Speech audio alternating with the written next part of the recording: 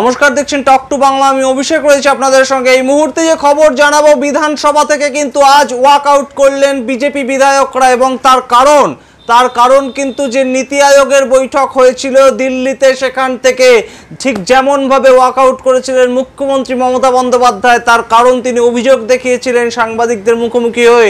তাকে বলতে দেওয়া হয়নি, তার মাইক বন্ধ করে দেওয়া হয়েছে এবং সেই মিটিংয়ে পৌরোহিত্য করেছিলেন দেশের প্রধানমন্ত্রী নরেন্দ্র দামোদর দাস মোদী।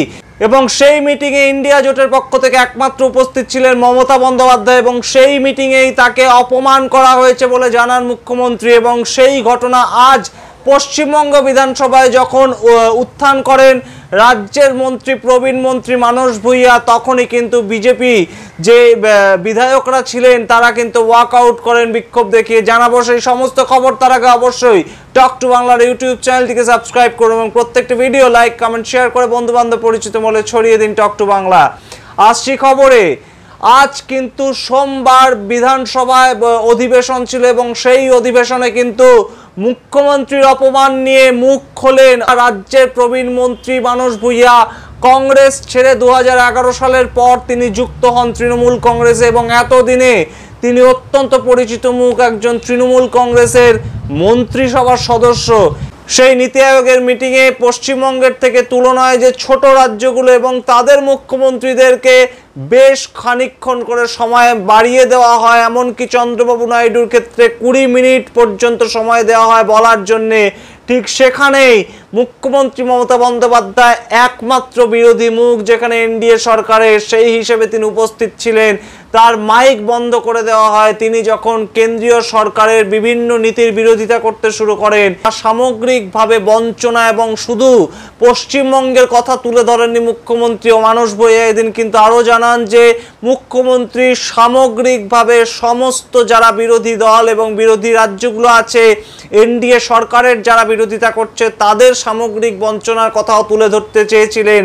তাই কোথাও গিয়ে এই যে বঞ্চনা, তা সামগ্রিকভাবে পশ্চিমবঙ্গের অপমান বলে কিন্তু মানস ভুঁইয়া দাবি করেন। এবং সেখানেই কিন্তু সেই মুহূর্তে বিজেপির যারা বিধায়ক ছিল বিধানসভার অভ্যন্তরে, তারা বিরোধিতা করে এই কথার এবং মানস ভুঁইয়ার কথার সূত্র ধরে তারা কিন্তু বিরোধিতা করে এদিন বিধানসভা থেকে ওয়াকআউট করেন। এবং শঙ্কর ঘোষ, জলপাইগুড়ির বিজেপি নেতা, তিনি প্রাক্তন সিপিআইএম নেতা এবং অবশ্যই শঙ্কর ঘোষের নেতৃত্বে কিন্তু এদিন বিধানসভার বাইরে, বিধানসভার অলিন্দে এবং বিধানসভার যে টেরিটরি তার বাইরেও কিন্তু তারা সম্পূর্ণভাবে উত্তেজনামূলকভাবে স্লোগান দিতে থাকেন মমতা বন্দ্যোপাধ্যায়ের বিরোধিতা করে, তৃণমূল কংগ্রেস সরকারের বিরোধিতা করে। এবং তাদের দাবি, এই ধরনের কোনো ঘটনা ঘটেনি। মুখ্যমন্ত্রী মমতা বন্দ্যোপাধ্যায় সাংবাদিকদের মুখোমুখি হয়ে অসত্য ভাষণ করছেন, ঠিক যেমনটা দাবি করেছিলেন কেন্দ্রীয় অর্থমন্ত্রী নির্মলা সীতারামন।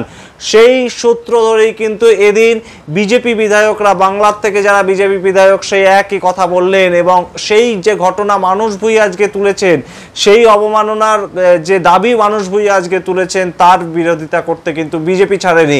সুতরাং অবশ্যই আমরা নজর রাখবো যে পরবর্তীকালে এনডিএ সরকার এবং আইএনডিআইএ যে জোট, তার কোনো প্রভাব কেন্দ্রীয় সমীকরণ এই পশ্চিমবঙ্গের বিধানসভায় পড়ে কিনা, সেই সমস্ত খবর জানাবো আপনাদের। আপনারা দেখতে থাকুন টক টু বাংলা। ভুলবেন না টক টু বাংলার ইউটিউব চ্যানেলটিকে সাবস্ক্রাইব করতে। ধন্যবাদ।